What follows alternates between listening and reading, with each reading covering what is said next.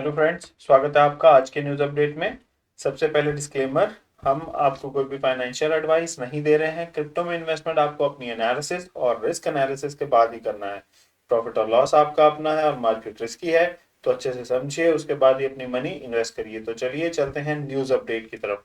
तो news update में पहली जो न्यूज़ कवर कर रहे हैं यहाँ पर वो है ब्लॉकफाई और एफटीएक्स की। हम पहले भी यहाँ पर न्यूज़ कवर करते आ रहे हैं कि एफटीएक्स हो सकता है ब्लॉकफाई को एक्वायर कर ले। तो अब उसी के रिलेटेड यहाँ पर एक ओरिजिनली जो ये कहें कि जो असली न्यूज़ है वो यहाँ पर आ चुकी है। तो ब्लॉकफाई ने अनाउंस किया है कि उनकी और एफटीएक्स की एक डील हुई है।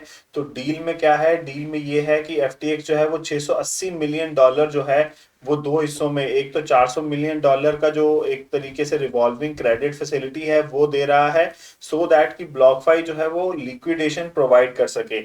और उसी के साथ साथ उन्होंने ये भी कहा है कि अगर ये जो 400 मिलियन डॉलर हैं इसके चलते यहाँ पर ब्लॉकफाई फिर से वापस से अपने पैरों पर खड़ी नहीं हो पाती है, तो 240 मिलियन और देकर यहाँ पर ब्लॉकफाई को एक्वायर कर सकता है एफटीएक्स यूएस। तो ये जो एक आप ये तरीके से ये कह सकते हैं कि ये जो डील है वो डील ऐसी है कि ऑप्शन टू एक्वायर है। दैट मीन्स कि ऑप्शन टू एक्वायर में ये है कि वो अगर बाद में चाहें तो इसको अक्वायर भी कर सकते हैं थोड़े से और पैसे डालकर। तो दैट मीन्स ये एक डील एक्वायर की ही है, लेकिन एक तरीके से वो उनको अपने पैरों पर खड़े होने की ऑप्शन भी दी जा रही है। ये अभी भी जो बोर्ड ऑफ डायरेक्टर्स हैं उन्होंने अप्रूवल नहीं दिया है इस डील को, लेकिन एफटीएक्स ने ये डील जो है वो ब्लॉकफाई के आगे रखी है। एक लेवल से यहाँ पर ब्लॉकफाई ने एक्सेप्ट कर लिया, लेकिन अभी अप्रूवल जो है फाइनल वो मिलना बाकी है। अगली न्यूज यहाँ पर कॉइनएक्स करके एक क्रिप्टो एक्सचेंज है जिन्होंने अपना crypto to fiat payment launch किया है एप्लीकेशन वेनेजुएला में। तो अब जो यूजर्स हैं वो डायरेक्ट क्रिप्टो में ही पेमेंट कर सकेंगे। वेनेजुएला में भी उनको फिएट में पहले कन्वर्ट करना और फिर फिएट से उनको पेमेंट करना ऐसा नहीं करना पड़ेगा, डायरेक्टली वो क्रिप्टो पेमेंट ही करेंगे और जो भी उनकी जो भी फिएट करेंसी होगी उसमें कन्वर्ट होके वो पेमेंट जो है वो हो जाएगी।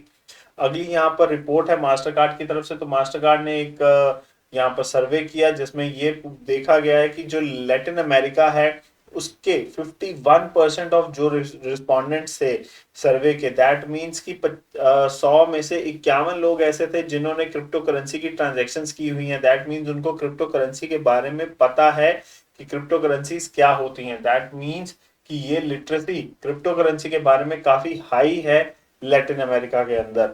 वहीं अगर अगली न्यूज की बात करें तो डिजिटल एसेट्स को यूज करके पहली डील जो है वो कंपनीज ने कर ली है, फाइनेंशियल कंपनीज ने की है ये डील रशिया के अंदर। तो इसमें यहाँ पर कैसे हुई है ये डील कि जिसने भी पेमेंट करनी थी उसने अपने फिएट को पहले डिजिटल एसेट्स में कन्वर्ट किया, फिर जिसको वो पैसे मिलने थे वो उन डिजिटल एसेट्स को फिएट में कन्वर्ट करके अपने पास ले रहा है, लेकिन उन्होंने यूटिलाइज किया यहाँ पर डिजिटल एसेट्स को। और डिजिटल एसेट्स को यूज करने के लिए एक जो कॉमन उन्होंने अपना एक कंपनी बना रखी है, यही कहें कि अथॉरिटी बना रखी है रशिया में। तो वो जो थी वो डिजिटल फाइनेंशियल एसेट्स को ही सिर्फ डील कर सकती थी। तो वो उन्होंने उस कंपनी को यूज करके अपने डिजिटल फाइनेंशियल एसेट्स को यूज करके यहाँ पर ये ट्रांजेक्शन्स करी है। दैट मीन्स कि अब वो ये टेस्टिंग कर रहे हैं। इसके बाद अगर उन्होंने फॉरेन में भी कोई अपनी ट्रांजैक्शन करनी है ऐसी किसी फॉरेन कंपनी के साथ या किसी फॉरेन कंट्री के साथ, तो वो डिजिटल एसेट्स को ही यूज करके अपनी जो ट्रांजैक्शंस हैं वो अब कर सकते हैं।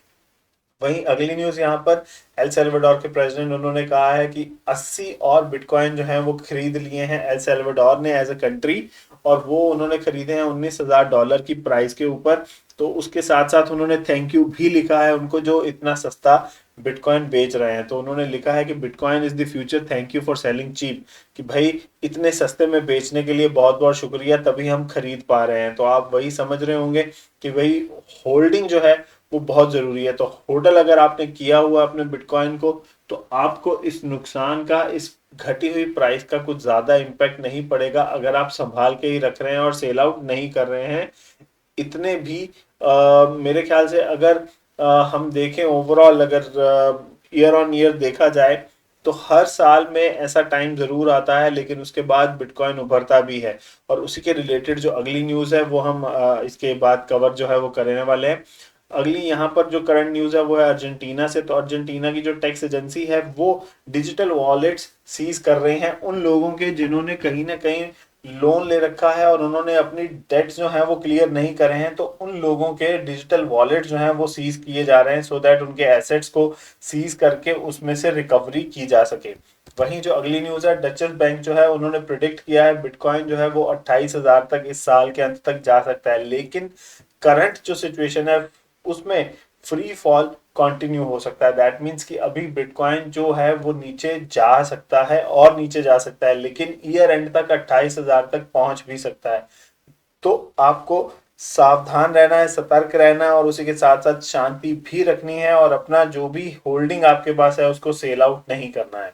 तो फ्रेंड्स, ये थी आज की न्यूज अपडेट, कैसी लगी जरूर बताइएगा और चैनल भी सब्सक्राइब करें साथ में और बेल नोटिफिकेशन का आइकन भी दबाएं साथ में, और वीडियो को लाइक एंड शेयर जरूर करें। मिलेंगे आपसे अगले अपडेट में, तब तक के लिए थैंक यू वेरी मच।